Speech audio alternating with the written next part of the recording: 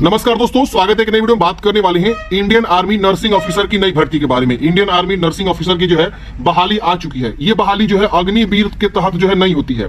आप लोग ध्यान दीजिएगा, इसमें जो है आपका परमानेंट कैडर होता है। अग्निवीर में क्या होता है, 4 साल के बाद आपको जो है हटा दिया जाता है कि आप जो है अब यहां से जाइए, और कुछ परसेंटेज कैंडिडेट्स को जो है परमानेंट कैडर में रख लेते हैं। लेकिन यहाँ पे जो ये वैकेंसी में बात कर रहा हूं नर्सिंग ऑफिसर की, इसमें आपका जो है परमानेंट होता है, ठीक है ना। सैलरी भी अच्छी खासी होती है। तो नर्सिंग असिस्टेंट वाला जो पद है फ्रेंड्स, हर एक जो है जोन वाइज वैकेंसी, जेडारो वाइज वैकेंसी जो है आ चुकी है। हम इस भर्ती की पूरी इंफॉर्मेशन के बारे में बात करेंगे। पहले हम बात करेंगे एलिजिबिलिटी क्या रखी जाएगी, इसके अलावा एज लिमिट क्या रखा जाएगा, इसकी वजह से आपकी हाइट क्या रखी जाती है, इसके अलावा आपको जो है एज तो बता दिया। इसके बाद फिजिकल के बारे में बात करेंगे, रिटन एग्जाम के बारे में बात करेंगे। पहले रिटन एग्जाम होगा, उसके बाद से आपका जो है डॉक्यूमेंट्स लगता है रैली में जब आप जाते हैं तो आपका डॉक्यूमेंटेशन क्या क्या होता है, पूरी इंफॉर्मेशन को समझेंगे। और हर एक राज्य का एक ही साथ आया हुआ है, ऐसा नहीं कि अलग अलग जो है राज्य का आया हुआ है। ऑनलाइन भी स्टार्ट है, आप आसानी से जो है इस वेबसाइट से जो है फॉर्म को अप्लाई कर सकते हैं। अगर आप कमेंट बॉक्स में बताएंगे तो हम एक फॉर्म फिलअप के रिगार्डिंग अलग से वीडियो लेकर आएंगे। और साथ ही साथ आपकी जानकारी के लिए बता दूं, अग्निवीर की जो बहाली है, जिसमें क्लर्क होता है, ट्रेड्समैन होता है, और भी कई प्रकार के अलग अलग पद होते हैं, जनरल ड्यूटी के भी होते हैं, तो वो भी वैकेंसी सब आ चुका है, ठीक है ना। फिलहाल हम समझते हैं इसमें जो वैकेंसी आई हुई है अलग प्रकार की, जो कि नर्सिंग ऑफिसर की जो परमानेंट कैडर है उसके बारे में। अभी मैं आपको थोड़ा सा जानकारी देता हूं। देखिए यहाँ पे अलग अलग जो है जेटारो वाइज सारी वैकेंसी आ चुकी है। जैसे आप देखेंगे, देखना चाहते हैं सपोज अंबाला का, तो देखिए ये अंबाला की जो है बहाली, यहाँ पे लिखा हुआ अंबाला, देख रहे हैं ना। अब इसमें अंबाला में नर्सिंग असिस्टेंट भी आया हुआ है, फार्मा का आया हुआ है, अग्निवीर भी आया हुआ है, सब आ चुका है। महिला के लिए भी यहाँ पे दौड़ होता है, महिला वाला भी सब चीज आ चुका है।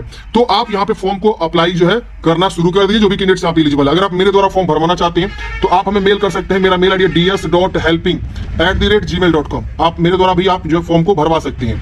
हमारी टीम जो आपको अच्छे से फॉर्म भर सकती है, कोई दिक्कत नहीं होगा, ठीक है ना। बस डॉक्यूमेंटेशन आपको व्हाट्सअप करना होगा और आपका फॉर्म भरा जाएगा, ठीक है ना। ये मेरा मेल आईडी, आप हमें मेल कर सकते हैं। चलिए समझते हैं। देखिए सबका एक ही रहता है, बस थोड़ा सा जो है हाइट में डिफरेंट हो जाता है अलग अलग रीजन वाइज। जैसे मान लीजिए आप लद्दाख रीजन से हैं तो आपका थोड़ा सा हाइट में छूट मिल जाता है, बाकी एलिजिबिलिटी वगैरह सब चीज सेम रहता है। चलिए समझ लेते हैं। तो मैंने यहाँ पे बिहार और झारखंड का जो है एक नोटिफिकेशन निकाला हुआ है। आप जिस भी राज्य का निकालना चाहते हैं उस राज्य का निकाल सकते हैं। इसका जो ऑनलाइन है रजिस्ट्रेशन जो है वो ओपन है, जो कि बताया गया 12 मार्च से लेकर 10 अप्रैल 2025 तक आप रजिस्ट्रेशन कर सकते हैं। और जो लोग रजिस्ट्रेशन करेंगे उनका एडमिट कार्ड आएगा और उनका एग्जाम होगा ऑनलाइन। देखिए यहाँ पे ऑनलाइन एग्जामिनेशन डेट है, जो कि जून में ही आपका रहने वाला है, टेंटेटिव है, हो सकता है जुलाई में भी हो जाए, लेकिन जून में आपका बताया गया कि आपका हम online computer based test exam यहाँ पे कंडक्ट करने वाले हैं। तो ये आपका 12 मार्च से 10 अप्रैल तक फॉर्म फिलअप यहाँ पे रहेगा। इसका जो पद है नर्सिंग असिस्टेंट, दिख रहा है ना, नर्सिंग असिस्टेंट वेटनरी भी यहाँ पे आपका पद रहता है। अब इसमें बोला गया कि डोमिसाइल ऑफ बिहार झारखंड वाले इस नोटिफिकेशन को देखने के और ऑनलाइन आवेदन एक ही बार जो है पूरे स्टेट का एक ही साथ हो चुका है। बात करते हैं एलिजिबिलिटी की। आप किसी भी राज्य से आते हैं तो एलिजिबिलिटी सेम रखा जाता है, उम्र भी सेम रखा जाता है। 17.5 से 23 वर्ष की आपकी उम्र सीमा है तो फॉर्म भर सकते हैं। इसमें जो आपका क्वालिफिकेशन है, मतलब कहां तक आप पढ़े होने चाहिए, तो इसमें आपने साइंस जो है विषय से इंटरमीडिएट किया होना चाहिए, जिसमें फिजिक्स, केमिस्ट्री, बायोलॉजी और इंग्लिश विषय सब मिला के जो है 50% होना चाहिए। मतलब आपके जो है 12th में 50% होना चाहिए। इससे कम है तो आप फॉर्म नहीं भर सकते हैं। इसके अलावा सभी विषय में 40% से कम नहीं होना चाहिए। मान लीजिए सपोज आपका जो है फिजिक्स में 38 नंबर है तो नहीं भर पाइएगा फॉर्म। क्यों? क्योंकि यहाँ पे लिख दिया गया 40 नंबर ईच सब्जेक्ट होना चाहिए और पूरा सब्जेक्ट मिला के 50% से ज्यादा होना चाहिए। तो ये आपको समझना होगा। इसके अलावा बोला गया कि अगर आप इंटरमीडिएट किए हुए science, physics, chemistry, botany, zoology and English तो भी आप फॉर्म भर सकते हैं। 50% मार्क्स आपका होना चाहिए पूरे 12th में, और हर एक विषय में 40 से कम नहीं होना चाहिए। अब एज की बात करें तो डेट ऑफ बर्थ का यहाँ पे जो लिमिट दिया गया है 1 अक्टूबर 2002 से लेकर 1 अप्रैल 2008 के बीच आपका डेट ऑफ बर्थ है, तो आप फॉर्म भर सकते हैं। अगर हम बात करें हाइट की, तो हाइट देखिए 169 सेंटीमीटर आपकी जो है हाइट यहाँ पे बोला गया है, और चेस्ट जो है 77 से लेकर 5 सेंटीमीटर फुलाना आना चाहिए, तो ये आपका यहाँ पे रखा गया है। बात करें यहाँ पर रिलैक्सेशन, फिजिकल स्टैंडर्ड में रिलैक्सेशन भी मिलता है। जैसे कि कोई कैंडिडेट्स अगर जो है स्पोर्ट्स मैन है, स्टेट लेवल या नेशनल लेवल, इंटरनेशनल लेवल अगर खेल खेला, जैसे कोई भी खेल हो सकता है, या यहाँ पे जो यूनिवर्सिटी बोर्ड चैंपियनशिप होता है या स्कूल स्टेट चैंपियनशिप होता है, तो उनको 2 सेंटीमीटर का हाइट में छूट मिलता है। मतलब उनका हाइट जो है यहाँ पे 167 है तो भी वो फॉर्म भर सकता है। चेस्ट में 3 सेंटीमीटर और वजन में 5 kg का यहाँ पे जो है आपका छूट मिलता है। वजन भी नापा जाता है, तो जो आपका एज है, इसके अलावा जो आपकी हाइट है, उसके अनुसार जो है एक जो है बॉडी मास जो आपका होता है उसके अनुसार जो है आपका वजन होना चाहिए। नहीं कि वजन भी आपका बहुत ज्यादा हो गया है या कम है तो भी आपका दिक्कत हो जाएगा। तो एज और हाइट के ऊपर डिपेंड करता है आपका वजन क्या होना चाहिए। एक स्टैंडर्ड फॉर्मूला होता है, आप देख लीजिएगा। अब देखिए बोला गया मिनिमम हाइट 162 सेंटीमीटर है, तो यहाँ पे आपका वजन जो है 48 kg यहाँ पे बोला गया है, ठीक है। और यहाँ पे आपकी जो है minimum chest 77 centimetre, 5 centimetre expansion यहाँ पे होना चाहिए। अब यहाँ पे फिजिकल जो आपका स्टैंडर्ड में भी छूट यहाँ पे देखने को मिलेगा, जो कि आप यहाँ पे देख सकते हैं। एसटी कैंडिडेट्स को, आदिवासी कैंडिडेट्स को यहाँ पे आपका बोला गया है कि आपका जो है यहाँ पे छूट मिलता है। मिनिमम हाइट में 162 सेंटीमीटर हाइट है तो आप फॉर्म भर सकते हैं, और चेस्ट 77 से 5 सेंटीमीटर एक्सपेंशन आना चाहिए। तो ये एसटी को और आदिवासी कैंडिडेट्स को जो यहाँ पे छूट देखने को मिलता है, हाइट है, बाकी किसी को नहीं मिलता है। कास्ट सर्टिफिकेट आपके पास ओरिजिनल जो है होना चाहिए, जो कि डिस्ट्रिक्ट कलेक्ट्रेट या मजिस्ट्रेट द्वारा बनाया होना चाहिए। ध्यान रहे डिस्ट्रिक्ट लेवल लगता है, यहाँ पे डिस्ट्रिक्ट लेवल वाला अलग से बनता है, उसका एक प्रोसेस होता है। पहले आप जो है आरओ लेवल बनवाते हैं, फिर जो है एसडीएम लेवल बनवाते हैं, फिर आपका जो है डीएम लेवल बनता है। तो ये 3 प्रोसेस से गुजरना होता है। तो अभी से आप लोग अप्लाई कर दीजिए, समय लगता है बनने में।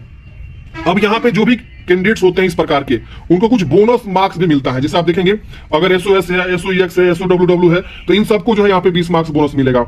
अगर आप स्पोर्ट्स पर्सन है, इंटरनेशनल लेवल खेले, 20 नंबर आपको एक्स्ट्रा बोनस में मिल जाता है। तो ये सब आपका एनसीसी बी सर्टिफिकेट है तो 10 मार्क्स का बोनस मिलता है, ए है तो 5 है, सी है तो 15।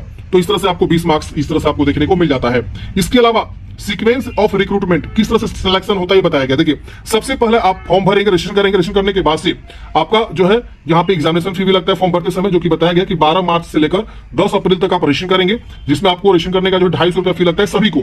और ये आप ऑनलाइन पेमेंट गेटवे के थ्रू जो है आप पेमेंट जमा करते हैं। और उसके बाद से आपका जो है फेज 1 होता है। फेज 1 में सबसे पहले आपका कॉमन एंट्रेंस एग्जाम होता है, CEE, यानी जो है आपका सबसे पहले रिटन एग्जाम होगा, कंप्यूटर बेस्ड एग्जाम होता है। और उसके बाद से आपका जो है फिजिकल होता है। अब कंप्यूटर बेस्ड में 100 MCQ क्वेश्चंस होते हैं 2 आवर्स के। अब इसमें बताया गया है कि आपका जो है कॉमन एंट्रेंस एग्जाम CEE जो है आपका 13 लैंग्वेज में होता है। अब जिस लैंग्वेज में आप देना चाहते हैं एग्जाम, उस लैंग्वेज में आप चुनाव करके दे सकते हैं। यहाँ पे बोला गया फुल मार्क्स का जो है आपका सही उत्तर के लिए 1 अंक मिलता है। इसके अलावा यहाँ पे नील मार्क्स होता है अनअटेम्प्ट के लिए, अनअटेम्प्ट करेंगे तो कोई मार्क्स आपको नहीं मिलेगा।